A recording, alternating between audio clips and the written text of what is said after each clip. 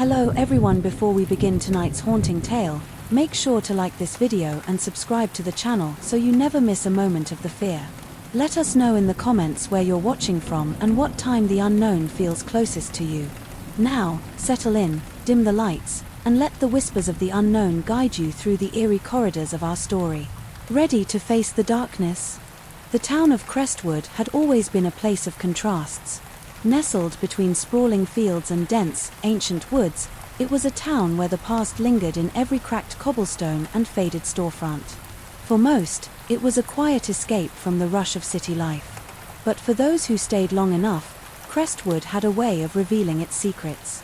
And at the edge of town, where the trees loomed darkest, was a place that everyone avoided: Blackthorn Grove. Emily Harper had returned to Crestwood after nearly a decade away. The small-town charm she'd once found stifling now felt like a reprieve. She rented a small, ivy-covered cottage near the edge of town and quickly settled into a routine of slow mornings and quiet evenings. But something about the woods that bordered her property unsettled her. They seemed too still, too watchful, and she often caught herself glancing over her shoulder when walking past them. It wasn't until she met up with her childhood friends, Nathan and Sarah, that she learned about Blackthorn Grove. Over coffee at a cozy cafe in the town square, Nathan's casual mention of the Watchers piqued her curiosity. "What's that supposed to mean?" Emily asked, stirring her cappuccino. Nathan smirked. "You've been gone too long, Em. Everyone around here knows about the Watchers. They're, how do I put it? Creepy, silent figures that show up in the woods. You see them for a second, and then they're gone." Sarah shuddered, wrapping her hands around her mug. "It's not just the figures. It's the feeling you get when you're near the grove. Like someone's watching you, even in broad daylight." Emily frowned. "And you're both serious about this?" Nathan leaned back in his chair, grinning. "I didn't say I believe it. But enough people around here do. There's got to be some truth to it, right?" Sarah's voice dropped to a whisper. "My cousin swears she saw one of them last year. She was hiking near Blackthorn Grove just before sunset and saw a figure standing perfectly still between the trees. She said it didn't move, didn't make a sound. It was like it was waiting." Emily's curiosity was piqued. As a journalist, she had a knack for digging into stories, and this one felt like it was begging to be uncovered. "So where exactly is this Blackthorn Grove?" she asked. Nathan's smile faded. "You're not seriously thinking about going there, are you?" "Why not? Sounds like a good story." Sarah hesitated. "Be careful, Em. People who go looking for the Watchers don't always come back." The path to Blackthorn Grove was overgrown, the trailhead marked only by a weathered wooden sign that read "private property" in faded letters. Emily stood at the edge of the woods, her backpack slung over one shoulder and her camera hanging from her neck. The late afternoon sun cast long shadows across the ground, and the air was thick with the earthy scent of moss and fallen leaves.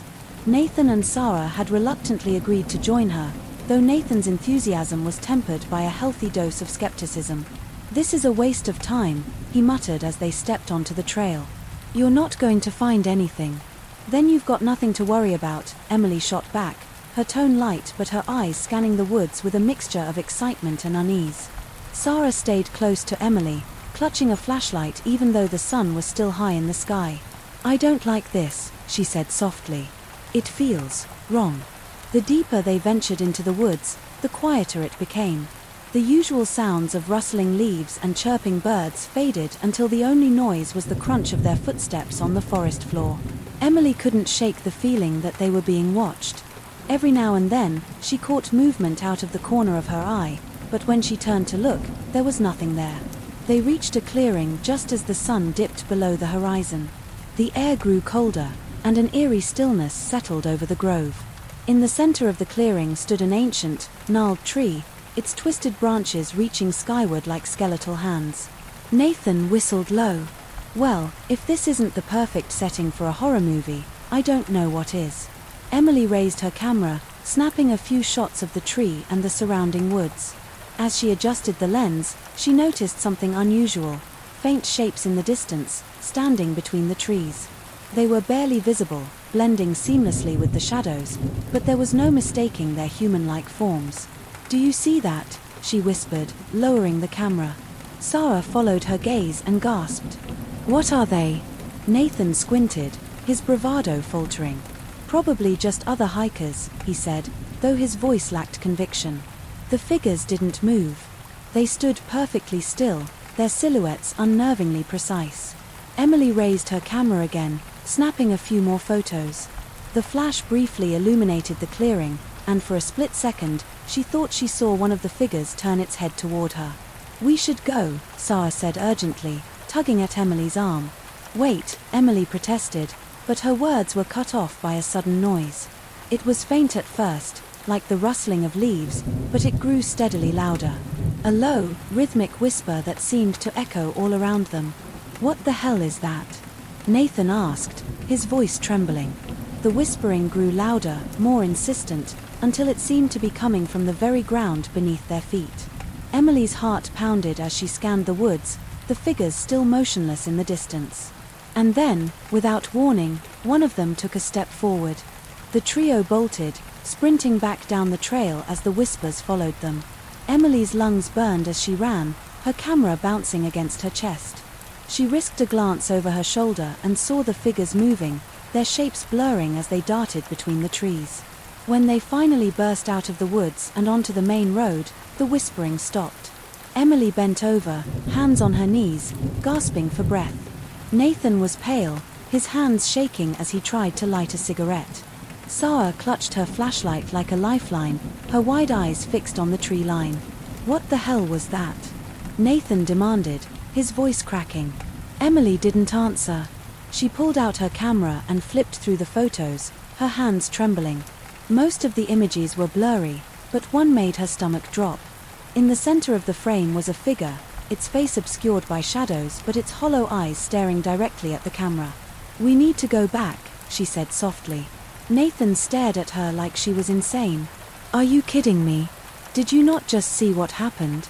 We're lucky we got out of there. Sarah shook her head. Emily, he's right. Whatever those things are, they're not normal. We can't go back. Emily pocketed the camera, her mind racing. I can't just walk away from this. There's something going on in those woods, and I need to find out what it is. Sarah's expression was a mixture of fear and concern. Promise me you'll be careful. Whatever those things are, they're not friendly. Emily nodded, though she couldn't shake the feeling that the watchers weren't just unfriendly. They were waiting. The days following their encounter in Blackthorn Grove were uneasy for all three of them. Nathan refused to talk about it, brushing off Emily's attempts to discuss what they'd seen as hysteria, but it was clear he wasn't convinced by his own dismissal. Sarah, on the other hand, had grown more withdrawn. She barely slept and jumped at the slightest sound. Emily, however, found herself consumed by curiosity and an unsettling pull toward the woods. She spent hours poring over the photos she'd taken, zooming in on every shadow, every indistinct blur. The clearest shot, the one with the hollow-eyed figure staring directly at the camera, sent chills down her spine each time she looked at it. Something about the figure's posture felt deliberate, almost confrontational. It wasn't just a trick of the light or a random pattern of shadows. This thing had been watching them. The whispers, too, stayed with her. Even now, sitting in her cottage with the windows shut tight and the curtains drawn, she could almost hear them, a faint, rhythmic murmur that seemed to echo in her mind. Determined to learn more, Emily decided to visit the Crestwood Historical Society. The small building sat at the edge of the town square, its facade weathered but inviting. Inside, rows of dusty shelves held records, photographs, and artifacts from Crestwood's past. Behind the desk sat Mr. Aldridge, an elderly man with a sharp gaze and an encyclopedic knowledge of the town's history. Blackthorn Grove, he said when Emily mentioned it. Not many people ask about that place. Most are too afraid. Emily leaned forward. Why? What's the story behind it? Mr. Aldridge hesitated, then stood and retrieved a leather-bound book from a nearby shelf. He placed it on the desk and opened it to a page marked with a ribbon. The grove was part of the Blackthorn estate, he explained. The family moved here in the late 1800s. Wealthy, reclusive. They owned much of the land around Crestwood. But then, one night, the entire family disappeared. No one knows exactly what happened. Emily frowned. Disappeared? Like, vanished? Mr. Aldridge nodded. Their house was found empty. Doors wide open, dinner still on the table. There were no signs of struggle, no evidence of where they might have gone. Just gone. And ever since, people have reported strange things in the grove. He slid the book across the desk to Emily. The page he'd opened to featured a faded photograph of the Blackthorne family, a man and woman standing stiffly in front of a grand house, flanked by 2 young children. The caption read, "The Blackthorne Family, 1892. Some say the grove is cursed," Mr. Aldridge continued. Others believe the Blackthorns summoned something they couldn't control. Whatever the truth, those woods have been strange ever since. That evening, Emily shared what she'd learned with Nathan and Sarah. They were reluctant to meet her but eventually agreed to gather at her cottage. "So you think these watchers have something to do with the Blackthorne family?" Nathan asked, arms crossed. His tone was skeptical, but his eyes betrayed his unease. "I don't know," Emily admitted. "But it's too much of a coincidence to ignore.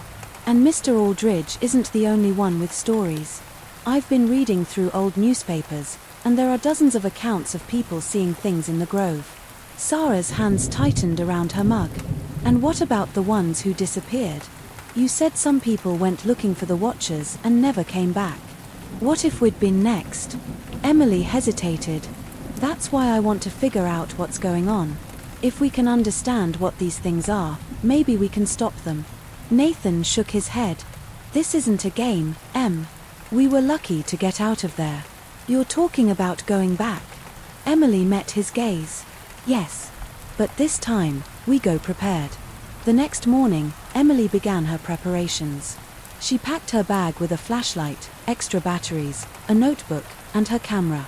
She also brought a small voice recorder to capture any sounds they might hear.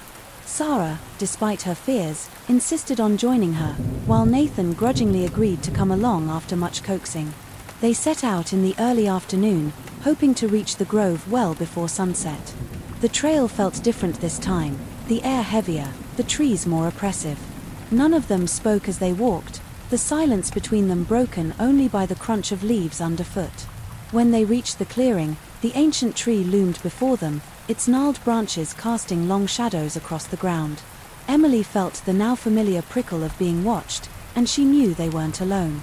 "Do you see anything?" Sarah whispered, her voice trembling. Emily raised her camera, scanning the edge of the clearing through the viewfinder. At first, she saw nothing but trees and shadows. But then, just as she was about to lower the camera, she spotted a figure. It was standing perfectly still, half hidden behind a tree, its hollow eyes fixed on her. "There," she said, pointing. Nathan and Sarah followed her gaze, their faces pale as they, too, saw the figure. "What do we do?" Nathan asked, his voice barely audible. Emily didn't answer. Instead, she stepped forward, her camera still raised. The figure didn't move, but the whispers began again, low and rhythmic, growing louder with each step she took. The whispers seemed to come from everywhere and nowhere, wrapping around them like a living thing. Emily felt a pressure building in her chest, making it hard to breathe. She stopped a few feet from the figure, her hand trembling as she reached for the voice recorder in her bag. "What do you want?" she asked aloud, her voice shaking. The figure tilted its head, as if considering her question. For a moment, the whispers stopped, replaced by an eerie silence.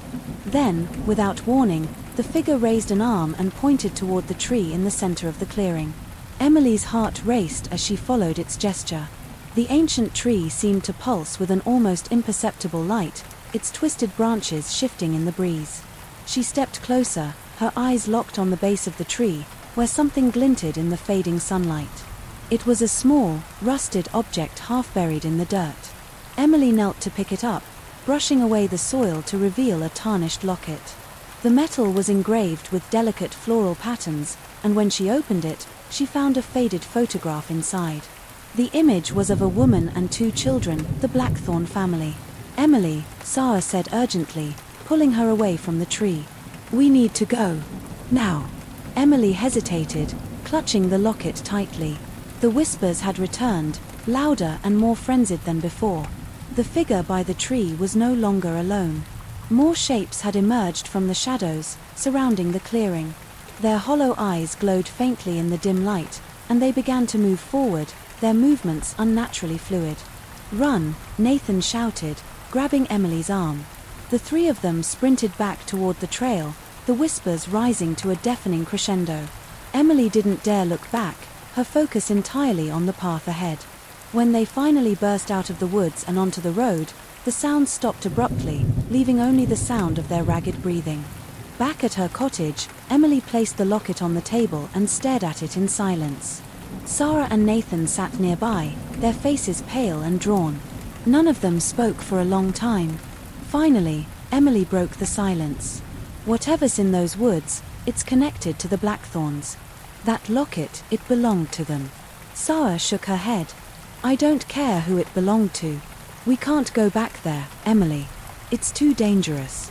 Nathan nodded in agreement. "She's right. We barely made it out this time." Emily didn't respond. Her gaze remained fixed on the locket, her mind racing with questions. The Watchers weren't just random apparitions. They were connected to the grove, to the Blackthorn family, and to something much darker than she had anticipated. As the whispers echoed faintly in her mind, she knew one thing for certain: she wasn't done with Blackthorn Grove. Not yet. The following morning brought little solace to the group. The events at Blackthorn Grove lingered in their minds like a dark cloud. Nathan paced the length of Emily's small living room, his hands jammed into his pockets, while Sarah sat curled in an armchair, clutching a steaming mug of tea she hadn't touched. Emily, as ever, was at her desk, the tarnished locket resting beside her notebook.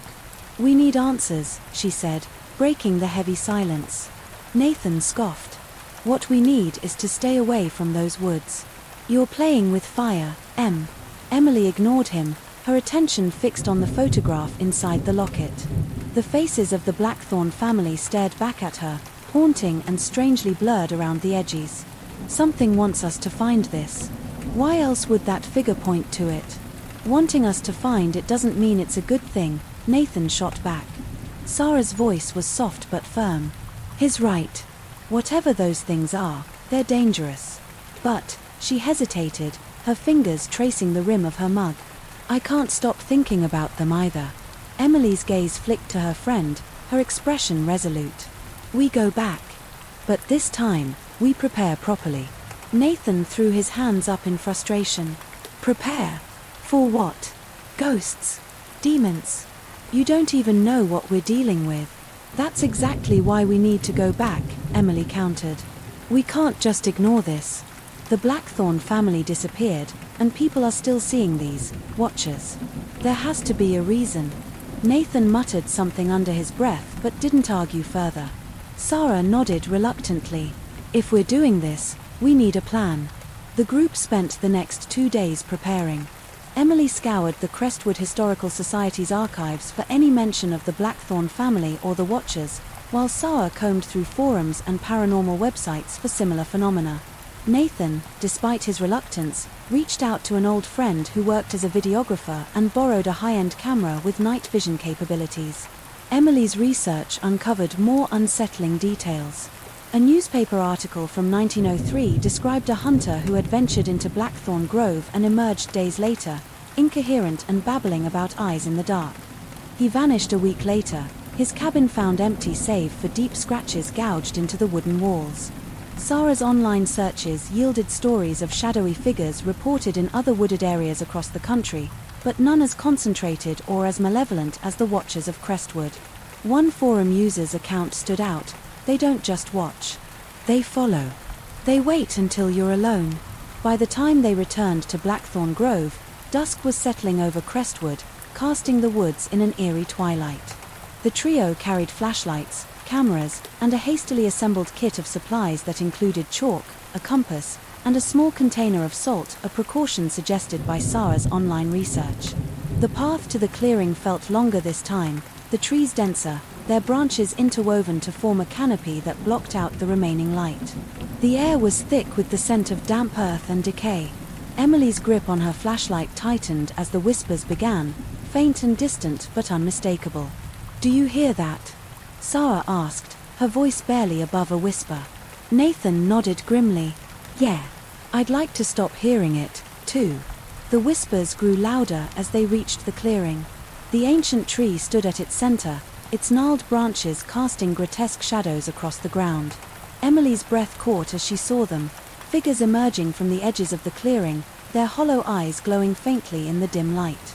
They're back, Sarah murmured, clutching Emily's arm.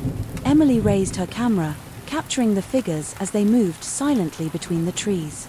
They didn't approach, but their presence was oppressive, their stillness more unsettling than any motion could have been. What do you want? Emily called out, her voice shaking. The whispers surged in response, overlapping and chaotic, like dozens of voices speaking at once. Emily's recorder picked up fragments.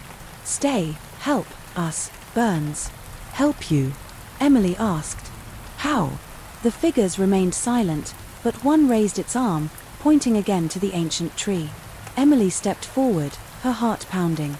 Sarah tried to pull her back, but Emily shook her off, her curiosity outweighing her fear.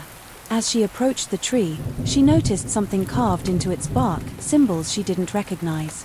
They were jagged and uneven, as if scratched into the wood by desperate hands. Beneath the carvings lay a pile of charred bones, their edges blackened and brittle.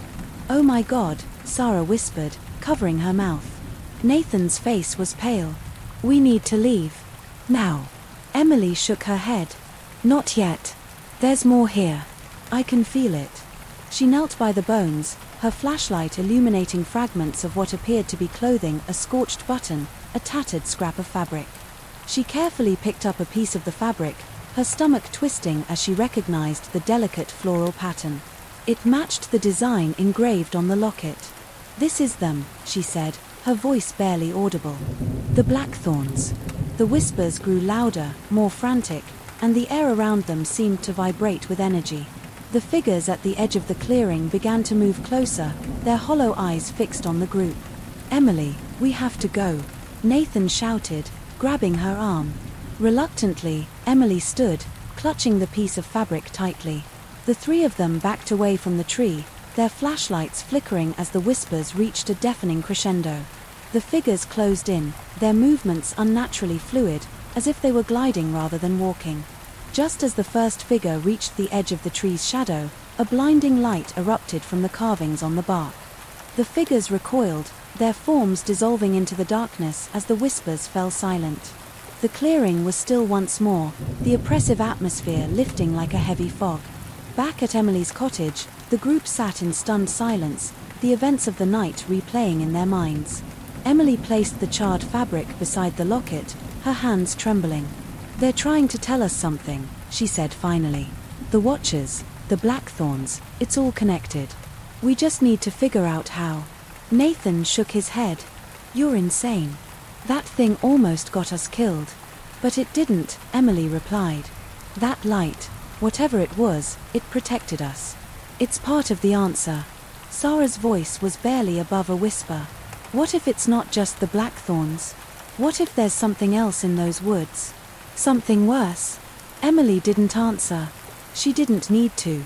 The Watcher's hollow eyes haunted her every thought, and she knew they wouldn't stop until the truth was uncovered. The days that followed were marked by an oppressive tension. Emily, Nathan, and Sarah had barely spoken since their last venture into Blackthorn Grove, yet the experience weighed heavily on all of them. Emily's curiosity had evolved into an obsession. She spent hours in her cottage, poring over the fragments they had retrieved, the locket, the charred fabric, and combing through historical records for any clue that might unravel the truth behind the Watchers. Sarah, on the other hand, avoided discussing the grove altogether. She busied herself with work and errands, though the shadows under her eyes betrayed her sleepless nights. Nathan had taken a different approach entirely. He was angry, frustrated that Emily wouldn't let the matter rest and that he had allowed himself to be dragged into something he couldn't explain, something that terrified him. I don't know how you can keep digging into this, Nathan said one evening as he paced Emily's living room. Those things aren't just some mystery to solve. They're dangerous, Em. And the more you poke around, the worse it's going to get. Emily didn't look up from her notebook. If we don't figure out what they want, More people are going to get hurt.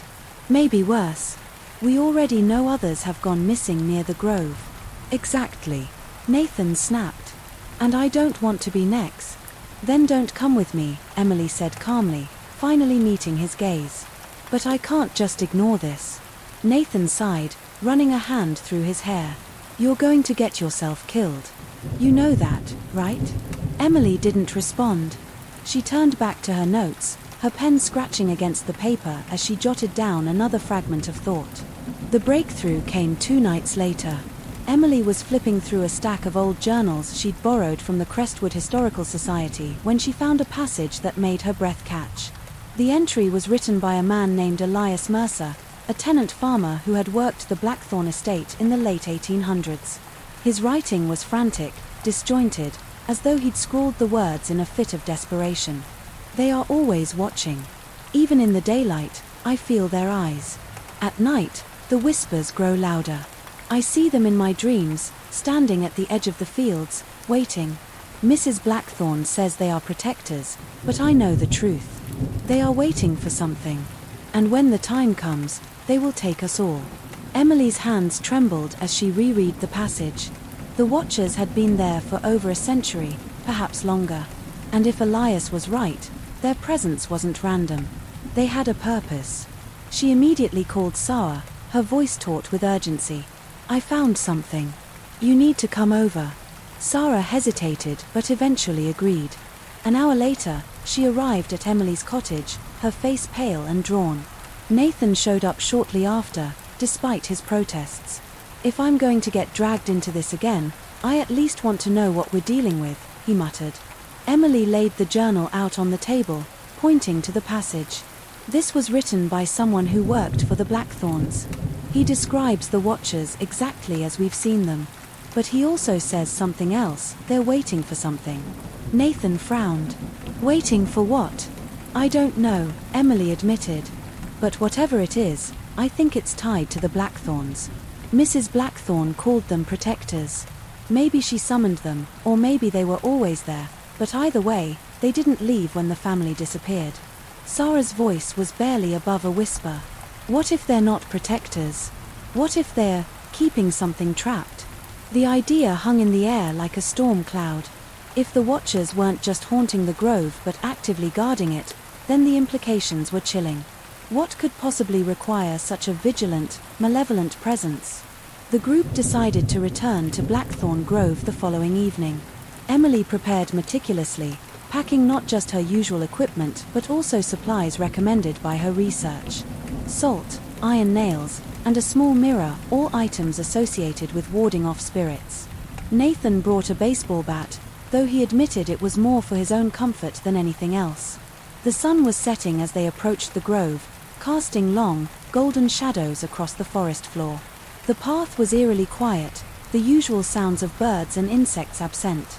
Emily's stomach churned with a mixture of fear and anticipation. She clutched the locket in her hand, its metal cool against her skin. When they reached the clearing, the atmosphere was heavier than ever.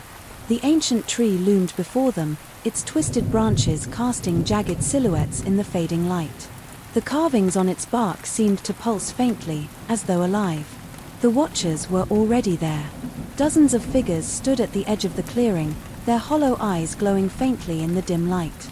They didn't move, but their presence was suffocating. Emily's breath hitched as she realized there were more of them than before. Many more. What now? Nathan whispered, his voice shaking. Emily stepped forward, holding up the locket. We try to communicate. Nathan grabbed her arm. Are you insane? These things don't want to talk. We don't know that, Emily said firmly. She pulled away and walked closer to the tree, her heart pounding. The Watchers didn't react, but the whispers began again, low and rhythmic. What do you want? Emily called out, her voice trembling. Why are you here? The whispers grew louder, overlapping into a chaotic chorus.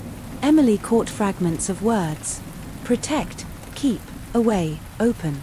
Open what? Emily shouted. What are you protecting? One of the Watchers stepped forward.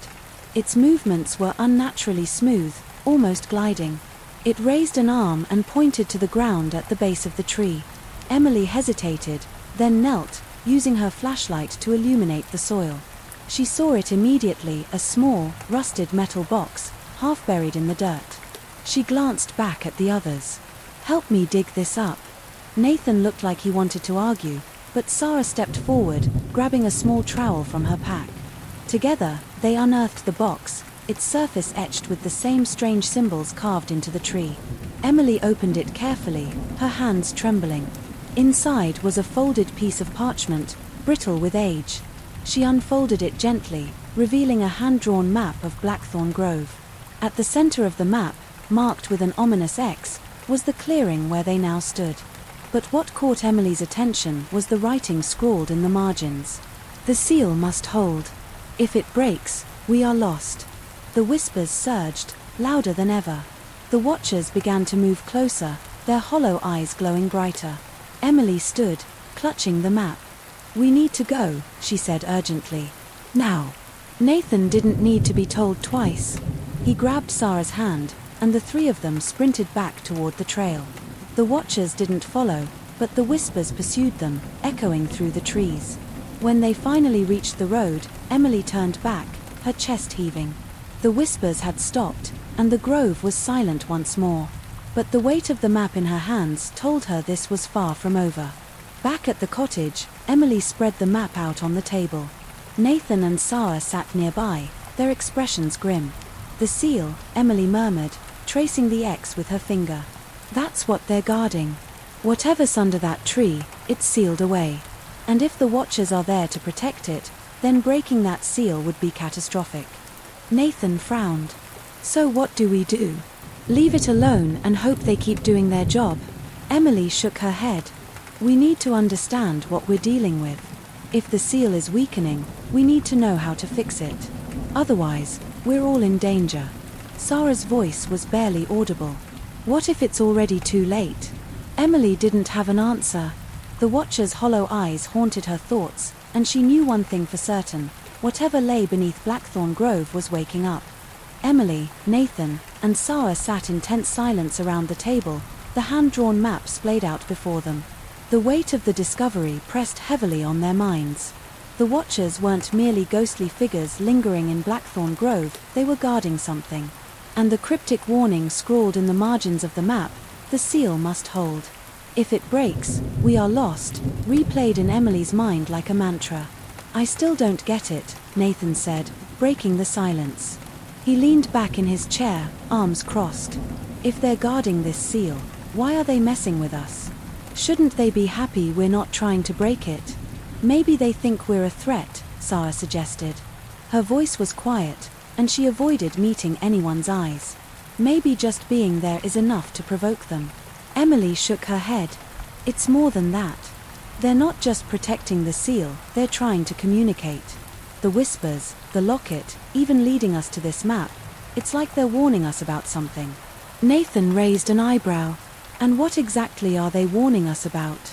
Because so far, all they've done is scare the hell out of us." Emily didn't have an answer.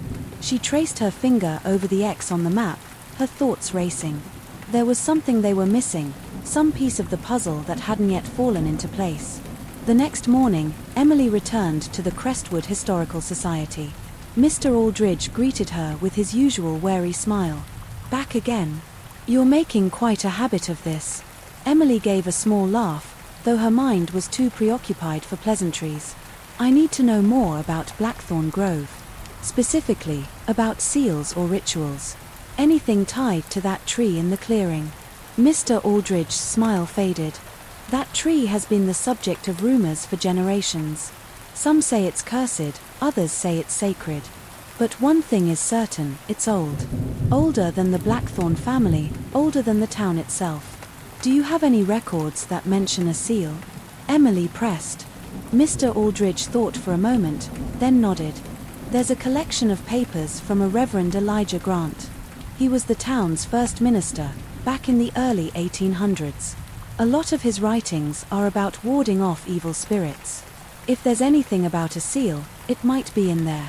Emily followed him to the archives, where he retrieved a weathered leather-bound journal. She thanked him and took it to a nearby desk, carefully flipping through the brittle pages.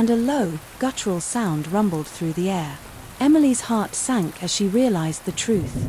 The seal hadn't been strengthened. It had been disturbed. The watchers surged forward, their movements frantic and chaotic. They formed a tight circle around the tree, their whispers rising in a desperate chant. Emily, Nathan, and Sarah stumbled back, their fear mounting as the rumbling grew louder. "What do we do?" Sarah cried. Emily flipped through the journal, searching for answers. "I don't know. This wasn't supposed to happen." The ground cracked beneath the slab, and a dark, writhing tendril emerged, its surface glistening like oil. The watchers lashed out, their shadowy forms colliding with the tendril in a violent clash.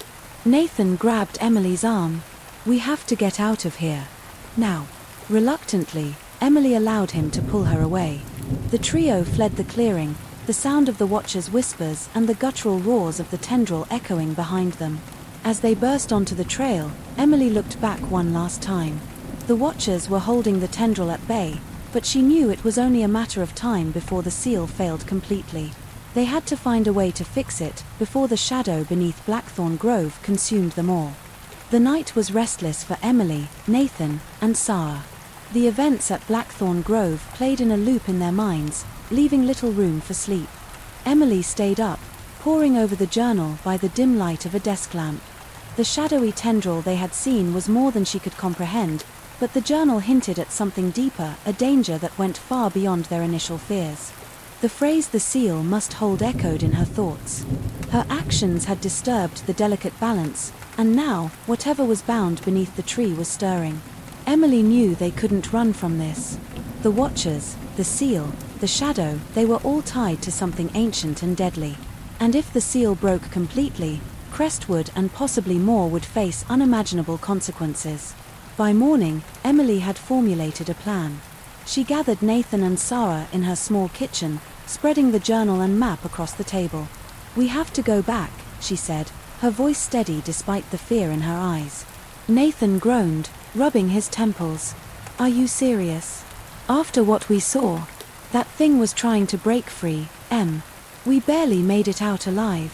"I know," Emily said. "But that's why we have to act.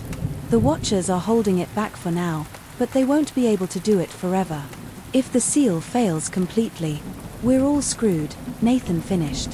He sighed heavily, glancing at Sarah. "You're with me on this, right? Tell her this is insane." Sarah looked pale and exhausted, but her gaze was resolute. "What choice do we have? If we don't do something, it'll only get worse. I'm scared, but Emily's right." Nathan muttered a curse under his breath but didn't argue further. "Fine. What's the plan?" Emily explained her theory. According to the journal, the seal was created using a ritual that bound the shadow to the tree, trapping it beneath Blackthorn Grove. The watchers were summoned, or perhaps created, to guard the seal and ensure it remained intact. But over time, the seal had weakened, and their attempts to strengthen it had only disturbed the balance further. "We need to redo the ritual," Emily said. "Properly this time. There's a passage in the journal that describes how to restore the seal, but it's complicated. We'll need to gather certain materials, and," she hesitated, glancing at her friends, "it requires all of us." Nathan raised an eyebrow. "Define requires all of us." Emily took a deep breath. "The ritual demands 3 participants. 1 to recite the incantation, 1 to act as an anchor, and 1 to make an offering." "An offering?" Sarah asked, her voice wavering. Emily nodded. "It doesn't specify what kind, but based on what we've seen, I think it means blood. Just a small amount. Enough to signify intent." Nathan leaned back in his chair, shaking his head. "This just keeps getting better and better." The rest of the day was spent preparing. Emily transcribed the ritual onto a separate sheet of paper, ensuring they wouldn't damage the fragile journal during the process. Sarah gathered supplies: candles, matches, a small blade for the offering, and a bag of salt to create a protective circle. Nathan reluctantly retrieved his baseball bat and a flashlight, muttering about how he'd rather be anywhere else. As the sun dipped below the horizon, they made their way back to Blackthorn Grove. The forest was eerily silent, the air heavy with anticipation. The path to the clearing felt longer than before, as though the woods themselves were resisting their presence. The whispers began as they approached, faint and rhythmic, growing louder with each step. When they reached the clearing, the watchers were waiting. Dozens of hollow-eyed figures stood at the edges, their forms blending with the shadows. The tree at the center of the clearing loomed ominously, its twisted branches casting jagged silhouettes in the moonlight. The carvings on its bark glowed faintly, pulsing in time with the whispers. Emily took a deep breath and stepped forward. "We're here to fix this," she said, holding up the journal. "We know about the seal. We know what it's protecting. Let us help." The whispers surged, overlapping into a chaotic cacophony. Emily caught fragments of words. "Protect, restore, it stirs." The watchers didn't move, but their hollow eyes seemed to focus intently on the trio. Emily turned to Sarah and Nathan. "Let's set up." They worked quickly, creating a circle of salt around the tree and placing candles at its cardinal points. Emily stood at the center with the journal, while Nathan and Sarah took their positions as anchor and offering, respectively. The tension in the air was palpable, the whispers growing louder and more frenzied. Emily began to recite the incantation, her voice steady despite the fear clawing at her throat. The words were strange and guttural, resonating in the stillness of the clearing. As she spoke, the carvings on the tree glowed brighter, casting an eerie light across the ground. Nathan gripped his flashlight tightly, his eyes darting nervously between the watchers and the tree. "Is it supposed to do that?" he asked, his voice trembling. "Yes," Emily said, though she wasn't entirely sure. "Just stay focused." Sarah stepped forward, the blade in her hand trembling as she made a small cut on her palm. She let a few drops of blood fall onto the roots of the tree, her lips moving in a silent prayer. The whispers reached a deafening crescendo, and the ground beneath them began to tremble. Suddenly, a low, guttural roar erupted from beneath the tree. The soil cracked, and another dark tendril emerged, writhing and glistening like oil. The watchers surged forward, forming a protective barrier around the tree. Their hollow eyes glowed fiercely as they collided with the tendril, their shadowy forms wrapping around it in a violent struggle.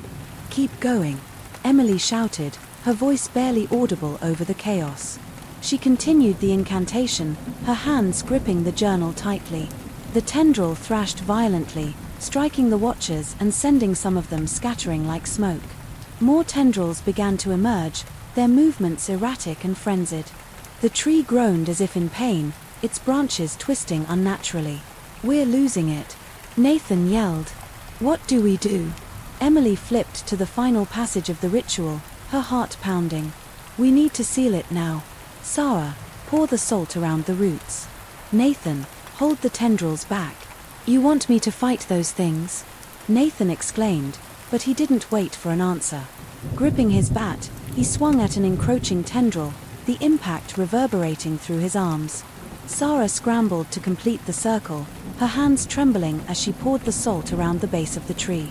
Emily recited the final lines of the incantation, her voice rising above the chaos. The glow from the carvings intensified, blinding in its brilliance. With a final, ear-splitting roar, the tendrils recoiled, retreating back into the ground. The carvings on the tree flared one last time before fading into darkness. The whispers fell silent, and the clearing was still. Emily collapsed to her knees, the journal slipping from her hands. Nathan and Sarah rushed to her side, their faces pale and drawn. "Did it work?" Sarah asked, her voice barely above a whisper. Emily looked up at the tree. The carvings were faint but intact, their glow a faint ember in the moonlight. The watchers had returned to their positions at the edge of the clearing, their hollow eyes fixed on the trio. "I think so," Emily said, though uncertainty lingered in her voice. "The seal is holding. For now." Nathan helped her to her feet, his expression grim. "Let's get out of here. I've had enough of this place for a lifetime." As they made their way back to the trail, Emily couldn't shake the feeling that their work wasn't finished. The seal had been restored, but the shadow beneath Blackthorn Grove wasn't gone. It was waiting, biding its time. And so were the watchers. The silence following their retreat from Blackthorn Grove was as oppressive as the whispers had been. Emily, Nathan, and Sarah sat in the dim glow of Emily's cottage, their expressions reflecting the gravity of what they had just faced. The Watchers, the seal, the shadow, it all felt like the plot of some nightmarish tale. But this was their reality, and the knowledge that they had only bought themselves time weighed heavily on them. "We barely held it back," Nathan said, his voice raw with frustration and fear. "What happens next time? What if it breaks free completely?" Emily stared at the journal, its pages now marked with the grime of their desperate struggle. "We need to understand more," she said quietly. "We need to know exactly what we're dealing with. If the Watchers are holding it back, we need to find a way to strengthen the seal permanently." Nathan slammed his fist against the table, making Sarah flinch. "And how do we do that, Em? You think there's some magic solution in that old book of yours?" "Maybe," Emily shot back, her voice steady despite her exhaustion. "Or maybe we need to dig deeper. This thing has been here for centuries, there has to be more about it somewhere." Sarah, who had been silent until now, spoke up. "What about the Blackthorn family? They were tied to all of this, right? Maybe there's something about them we haven't found yet." Emily nodded, latching onto the idea. "The Blackthorns. They were the ones who originally created the seal. If we can find out how they did it, maybe we can figure out a way to make it stronger." The following morning, Emily returned to the Crestwood Historical Society, leaving Nathan and Sarah behind to rest and regroup. Mr. Aldridge greeted her with a concerned look as she entered the archives. "You look like you've been through the ringer," he said, pushing his glasses up the bridge of his nose. "You could say that," Emily replied. She hesitated, then decided to be direct. "I need to know everything you have on the Blackthorn family. Letters, journals, anything." Mr. Aldridge's eyebrows rose. "The Blackthorns? You're not still poking around Blackthorn Grove, are you?" Emily's silence was answer enough. With a sigh, he led her to a section of the archives she hadn't explored before. The shelves were lined with boxes labeled with dates and names, and Mr. Aldridge pulled one down marked Blackthorn Estate. "This is everything we have," he said. "But fair warning, most of it's fragmentary. The estate burned down, and a lot of their records were lost." Emily thanked him and set to work. The box contained letters, receipts, and scraps of a ledger, but what caught her attention was a journal belonging to Margaret Blackthorn. Its pages were yellowed and brittle, but the handwriting was elegant and meticulous. Flipping through the journal, Emily found entries detailing the family's daily life, gardening, social events, and estate management. But as she delved deeper, the tone shifted. Margaret began to write of strange occurrences, whispers in the night, shadows that moved on their own, and an overwhelming sense of dread that settled over the estate. One passage stood out. "The Watchers have grown restless. They appear more frequently now, their eyes fixed on the tree. Thomas believes they are a warning, but I fear they are more than that. I have taken precautions, but the whispers grow louder.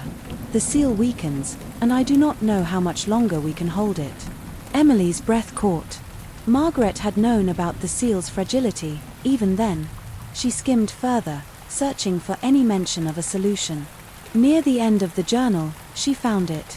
"If the seal breaks, the shadow will rise, and the Watchers alone will not be enough. The ritual must be completed anew, and the blood of the family must be offered. Only then will the shadow be bound once more." Emily's hands trembled as she closed the journal. The blood of the family. The Blackthorns had paid a price to create the seal, and if it broke, someone would have to pay it again. Back at the cottage, Emily relayed her findings to Nathan and Sarah. Nathan's reaction was immediate and visceral. "Absolutely not," he said, pacing the room. "There's no way we're doing that. We're not sacrificing anyone."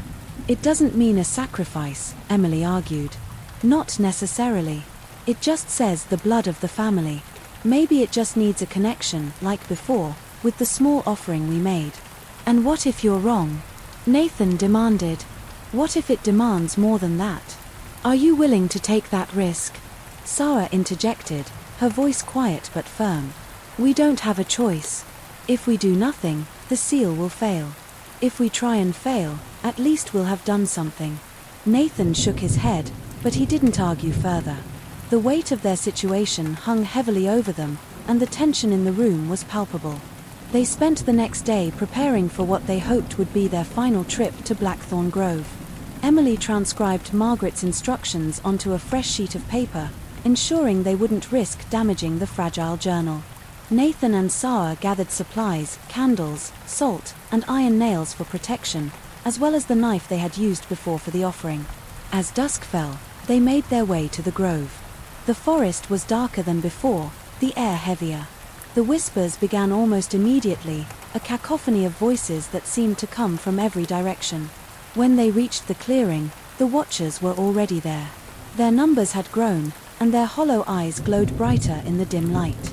The tree at the center of the clearing seemed to pulse with energy, its twisted branches casting grotesque shadows across the ground. Emily stepped forward, clutching the journal in one hand and the locket in the other. "We're here to restore the seal," she said, her voice steady. "We know what we have to do." The watchers didn't move, but the whispers intensified, their tone shifting from chaotic to almost pleading. Emily caught fragments of words. "Protect, seal, it stirs." Nathan and Sarah took their positions as Emily began the ritual. She recited the incantation from Margaret's journal, her voice strong despite the fear clawing at her throat. The watchers moved closer, forming a tight circle around the tree. Their presence was oppressive, but Emily forced herself to focus. Sarah stepped forward with the knife, her hands trembling as she made a small cut on her palm. She let the blood drip onto the roots of the tree, and the carvings on its bark began to glow faintly. The ground beneath them trembled, and a low, guttural sound rumbled through the clearing. Nathan tightened his grip on the baseball bat, his eyes darting nervously between the watchers and the tree. "Is this supposed to happen?" he asked. "Yes," Emily said, though she wasn't entirely sure. "Just stay focused." The carvings glowed brighter, and the whispers reached a deafening crescendo. The ground cracked, and a dark, writhing tendril emerged from beneath the tree, its surface glistening like oil. The watchers surged forward, colliding with the tendril in a violent struggle. "Keep going," Emily shouted, her voice barely audible over the chaos. She continued the incantation, her words blending with the whispers. The tendril thrashed violently, striking the watchers and sending some of them scattering like smoke. More tendrils emerged, their movements erratic and frenzied. The tree groaned as if in pain, its branches twisting unnaturally. Nathan swung his bat at an encroaching tendril, the impact reverberating through his arms. "This isn't working," he yelled. Emily flipped to the final passage of the ritual, her heart pounding. "We need to finish this." "Sarah, pour the salt around the roots." "Nathan, hold them off." Sarah scrambled to complete the circle, her hands shaking as she poured the salt. Emily recited the final lines of the incantation, her voice rising above the chaos. The carvings on the tree flared with blinding light, and the tendrils recoiled, retreating back into the ground. For a moment, the clearing was still. The watchers stood motionless, their hollow eyes fixed on the trio. The tree's glow faded to a faint ember, and the whispers ceased. "Did it work?" Sarah asked, her voice barely above a whisper. Emily didn't answer. Her gaze remained fixed on the tree, a sense of foreboding settling over her. The seal had been restored, but the shadow beneath Blackthorn Grove wasn't gone. It was waiting. The clearing remained unnervingly silent in the aftermath of the ritual. Emily, Nathan, and Sarah stood frozen, their eyes fixed on the ancient tree. Its carvings glowed faintly, like embers slowly fading after a fire. But the stillness brought no comfort. The watchers remained in their places, their hollow eyes unblinking, their forms blending seamlessly with the encroaching shadows. "We're not done," Emily whispered, her voice barely audible. Nathan turned to her, his bat still gripped tightly. "What do you mean?" "We did the ritual. The seal is holding." "For now," Emily said, her gaze locked on the faintly glowing carvings. "But it's not enough. Whatever's down there, it's still stirring." Sarah stepped closer, her face pale but resolute. "Then what do we do? How do we make sure it stays sealed?" Emily glanced at the journal in her hands. Margaret Blackthorn's final entries had hinted at something more, something deeper than the ritual they had just completed. But the details were fragmented, cryptic. There was no clear answer, only warnings and desperate pleas to maintain the seal at all costs. "We need to go deeper," Emily said. "The Watchers led us to the map, to the ritual. They've been trying to guide us. Maybe they'll show us what we need to do next." Nathan's eyes widened. "You want to rely on them? The same things that been scaring the hell out of us since this started." "They're not our enemy," Emily said firmly. "They've been trying to stop this from happening. If we're going to fix this, we need their help." Emily stepped toward the Watchers, the journal clutched tightly to her chest. The nearest figure remained motionless, its hollow eyes fixed on her. The whispers began again, low and rhythmic, swelling in volume as she approached. "What do you want us to do?" Emily asked, her voice trembling but steady. "How do we stop it?" The whispers surged, overlapping into a chaotic chorus. Emily caught fragments of words. "Below, deeper, protect, the roots, it must be, bound." The Watcher raised a shadowy arm, pointing toward the base of the tree. Emily hesitated, then knelt, using her flashlight to illuminate the ground. The soil was loose, as though something beneath the surface had recently shifted. She reached out, her fingers brushing against a small, metallic object buried in the dirt. "It's another seal," Emily said, holding up the object. It was a medallion, etched with the same symbols as the carvings on the tree. Its surface pulsed faintly with a dim, otherworldly light. Sarah knelt beside her, her breath catching as she examined the medallion. "What does it mean?" Emily flipped through the journal, searching for anything that might explain its purpose. She found a passage near the back. "The medallions are keys, bound to the roots of the seal. If the shadow stirs, the keys must be reforged in the fires of the grove. Only then will the binding hold." Nathan crouched beside them, his brow furrowed. "Reforged? How do we do that?" Emily looked around the clearing, her mind racing. "The fires of the grove." Margaret's words echoed in her mind, their meaning both cryptic and ominous. She glanced at the tree, its carvings still glowing faintly, and then at the Watchers, who remained eerily still. "I think the tree is the forge," Emily said. "The carvings, the light, it's connected to the seal. If we place the medallion back into the roots, it might reactivate the binding." Sarah's eyes widened. "You mean we have to go through all of this again?" "No," Emily said.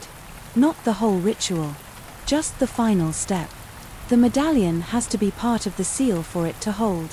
The trio worked quickly, clearing away the soil around the roots of the tree. The Watchers remained silent but watchful, their hollow eyes glowing faintly as they observed. Emily placed the medallion into a shallow hollow in the roots, aligning its symbols with the carvings on the bark. The ground trembled as the medallion began to glow, its light spreading across the roots like veins of molten gold. The carvings on the tree flared brightly, and the whispers swelled to a deafening roar. "Is it working?" Sarah shouted, her voice barely audible over the noise. Before Emily could answer, the ground beneath the tree cracked violently. A tendril of shadow erupted from the soil, writhing and lashing out at the nearest Watcher. The figure dissolved into smoke upon contact, its form disintegrating into the night. "It's fighting back," Nathan yelled, swinging his bat at another tendril. The impact sent a shockwave up his arms, but the tendril recoiled, retreating momentarily before lashing out again. "The medallion needs more time," Emily shouted. She grabbed the bag of salt and began pouring it in a circle around the tree, her movements frantic. "We have to hold it off until the binding takes hold." The Watchers surged forward, their shadowy forms colliding with the tendrils in a chaotic battle. Emily, Nathan, and Sarah fought to protect the circle, using everything at their disposal to keep the tendrils at bay. The air was thick with the sound of whispers, roars, and the crackling of energy as the seal fought to reassert itself. The medallion's glow intensified, its light spreading upward into the tree's branches. The carvings flared brighter, casting the clearing in an ethereal glow. Emily dropped the empty salt bag and joined Sarah and Nathan, who were frantically defending the circle. "Almost there," Emily shouted, her voice hoarse. "Just a little longer."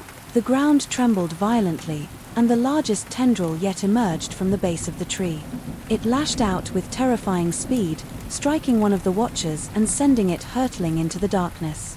The remaining watchers pressed forward, their forms flickering as they threw themselves at the tendril. The medallion pulsed one final time, and a blinding surge of light erupted from the tree. The tendrils recoiled, writhing in agony as the light consumed them. The watchers stood motionless, their hollow eyes fixed on the tree as the light spread through the clearing, illuminating every shadow. The ground steadied, and the whispers fell silent. The carvings on the tree faded to a faint ember, their glow steady and unwavering. The tendrils had disappeared, retreating back into the depths of the earth. Emily collapsed to her knees, her chest heaving. Nathan and Sarah dropped beside her, their faces pale and drenched in sweat. "Is it over?" Nathan asked, his voice trembling. Emily looked at the tree, the medallion now embedded firmly in its roots.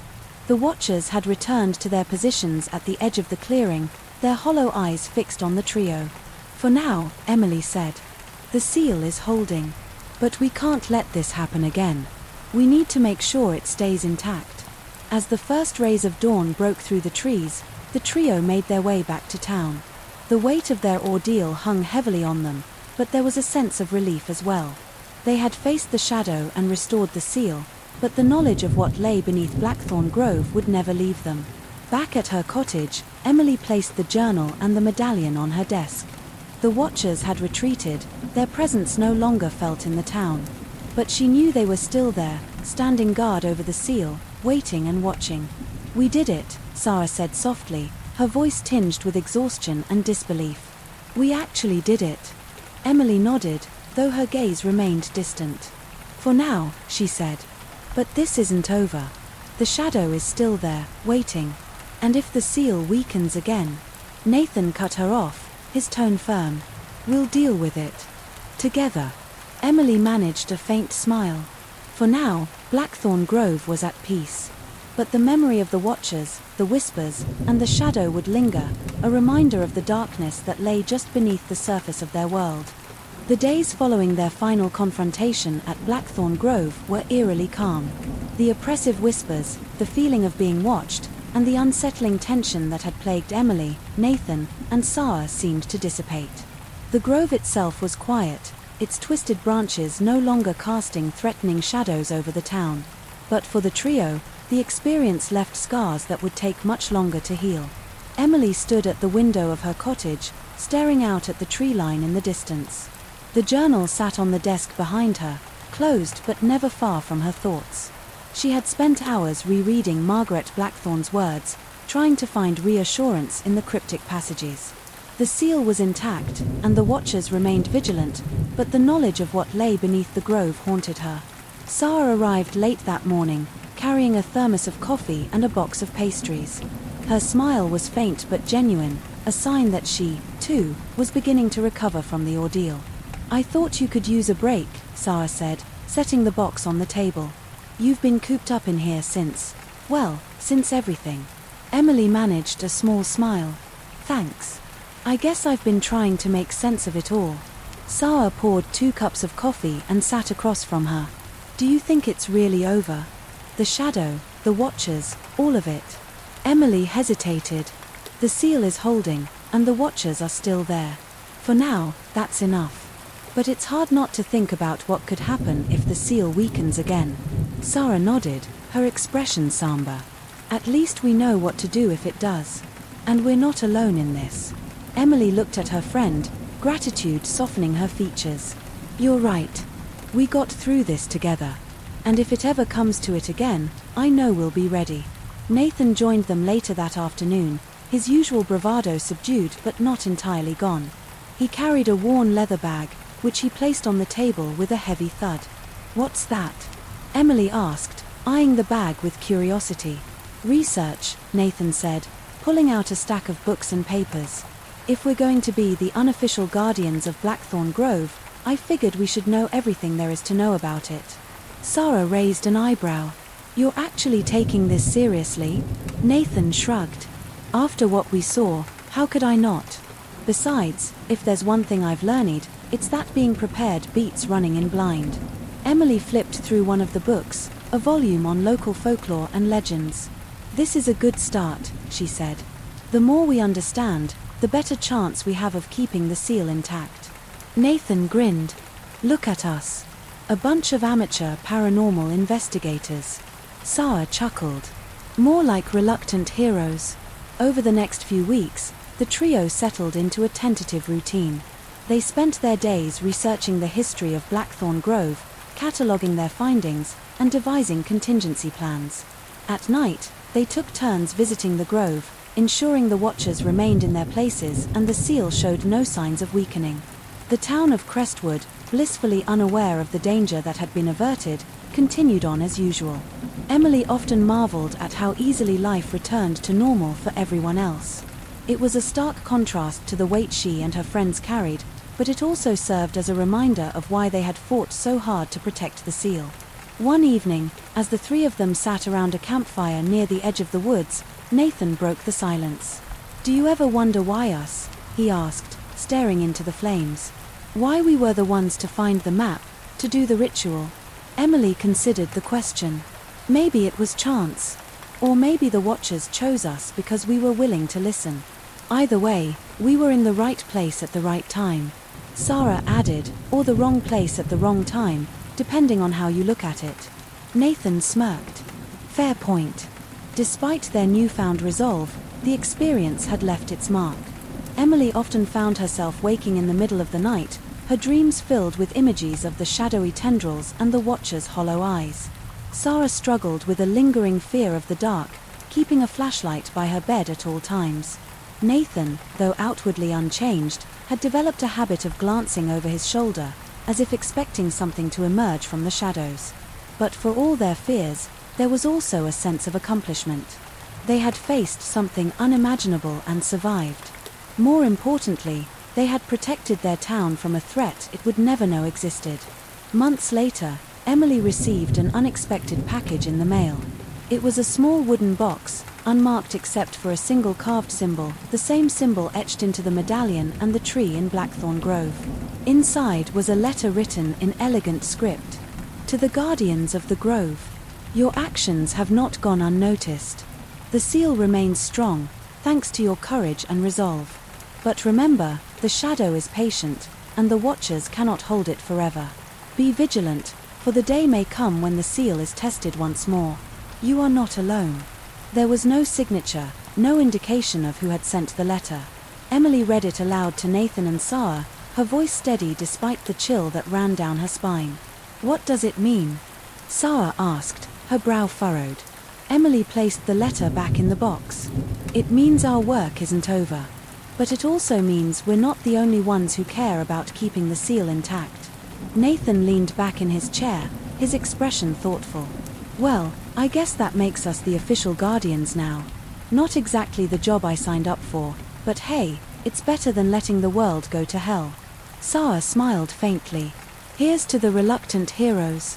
Emily raised her cup in a toast. To the guardians of the grove. And to keeping the darkness at bay, no matter what it takes. The three of them clinked their cups together, a quiet determination settling over them. They didn't know what the future held, but they knew one thing for certain: they would face it together.